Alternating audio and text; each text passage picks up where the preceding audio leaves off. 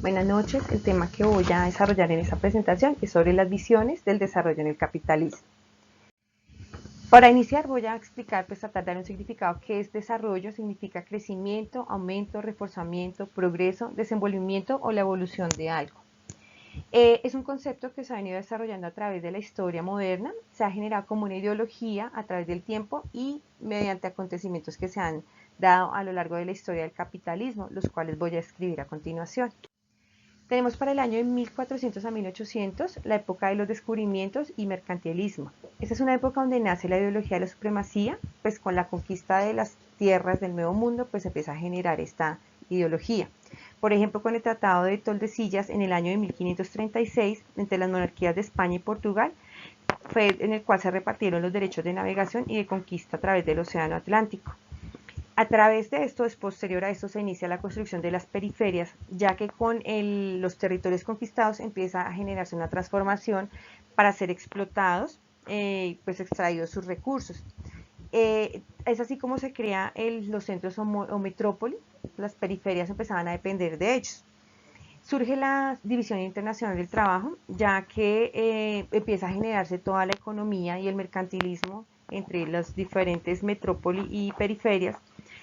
donde las periferias hacen la exportación de sus recursos, de sus materias primas hacia las metrópoli, que eran pues materias baratas porque no tenían mayor procesamiento, y ya las metrópoli empiezan a generar el tema de la industrialización, donde ya digamos que las explotaban o las transformaban, volviéndolas unos productos más costosos que eran retornados luego a las periferias, pues con precios más costosos. Inicia también, aquí con esto inicia pues la base del capitalismo, porque pues digamos que ya se genera una economía internacional. Viene la época del año 1800 a 1900, denominada el imperialismo y la civilización. Todo esto, digamos, en medio de todo eso se generó la Primera Guerra Mundial. Para esta época se llegó al fin de esa guerra y se firmó un tratado de pacto de poderes entre las regiones o potencias que fueron vencedoras. Lo que hizo esto fue como una formalización jurídica del imperialismo, porque legitimó la dominación de todas esas potencias de los países que eran denominados como atrasados. Entonces, lo que hicieron fue como hacer una repartición de colonias a través del mundo, supuestamente con la idea de organizarlos, de ayudarlos a que se desarrollaran, a que surgieran, ¿sí? Y se impuso, por ejemplo, o se impuso no, ellos supuestamente ayudaban a organizarlos para que ellos pudieran en sí gobernarse en cada una de esas regiones solitas, lo cual nunca se dio realmente, y lo que hizo fue dar como potestad a las potencias para que pudieran tener incidencia en esas regiones y explotar sus recursos y explotar su población. Viene después otro movimiento que fue el nazifascista, que era un movimiento pues comunista que se dio en esa época, donde empezó a desequilibrarse todos estos imperios y todo lo que se dio en ese tratado de Versalles. Y empezó a generarse un enfrentamiento entre los imperios, pues por el tema del poder. Después de esto viene la época del año 1900 al año 2000, que es el fin del imperialismo y el inicio del neoliberalismo. Entonces, digamos que todos esos enfrentamientos que se dieron desataron la Segunda Guerra Mundial, con la cual se dio fin a la supremacía europea y dio surgimiento a otras potencias en otras regiones como fue Estados Unidos en América, y allá mismo en Europa la Unión Soviética surgió pues el país de Rusia, pero pues digamos que este país o esta región empezó a preocupar el sector del occidente pues por los pensamientos comunistas y eso que empezaron a surgir. Empiezan a surgir como una desestabilización económica muy grande en todo el mundo, pues después de la Segunda Guerra Mundial, y eso empezaron a verse que otras formas de economía que permitieran el surgimiento de todas las regiones se daban. Por ejemplo, vino la teoría de la modernización,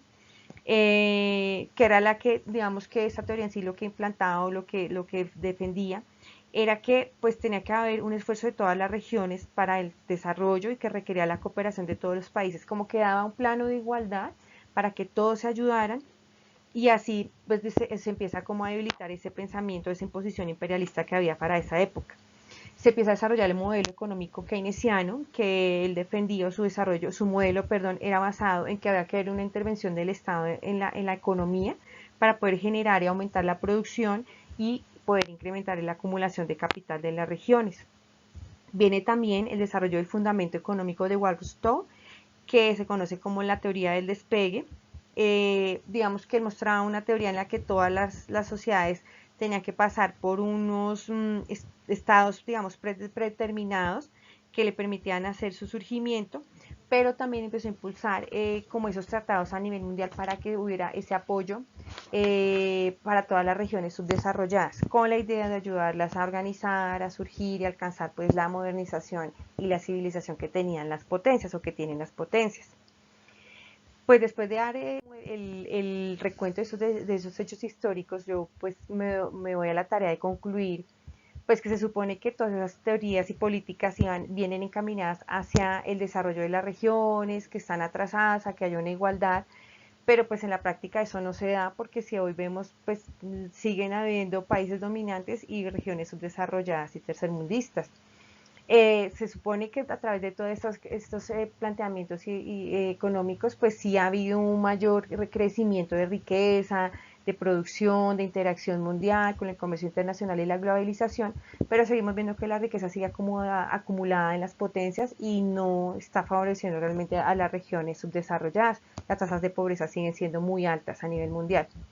Los países de la periferia siguen existiendo y son los que digamos que trabajan para el desarrollo de las regiones con poder. Realmente yo veo que no es mucho lo que ha cambiado la historia de la antigüedad a hoy, pues seguimos ya con cosas, pues tecnología y cosas más modernas, seguimos igual siendo dependientes de las potencias y no se logra la igualdad a nivel mundial. También voy a hablar sobre la reflexión de los aportes de las encíclicas papales hacia la situación de los pueblos. Voy a resaltar al Papa Juan Pablo II, que pues fue quien dio como esa doctrina de enseñanzas, o sea, volcando el Evangelio hacia las enseñanzas de la sociedad, de la convivencia mundial, a través de los 10 mandamientos, pues la verdad, digamos que no ha logrado tener como ese impacto en la convivencia, pues porque se siguen dando las guerras, la pelea por el poder y en fin, pero la iglesia siempre ha estado, digamos que atenta o ha estado volcada a proclamar ese evangelio, sus principios, para que se apliquen en la vida cotidiana, ha intervenido en todos los conflictos que han habido a nivel social mundial, como las guerras, ha luchado contra el hambre, la pobreza, la desigualdad, ha buscado que haya la dignidad en el trabajo, entre muchas más, digamos que la tarea de la iglesia ha sido muy grande para tratar de frenar a esos países o esas potencias y gente con pensamientos aún de dominio hacia otras regiones para que digamos que eso no sea tan fuerte, digamos que lograrlo frenar en cierta manera. Pues hasta aquí yo doy mi intervención, espero que el tema haya sido comprendido, muchas gracias por su atención.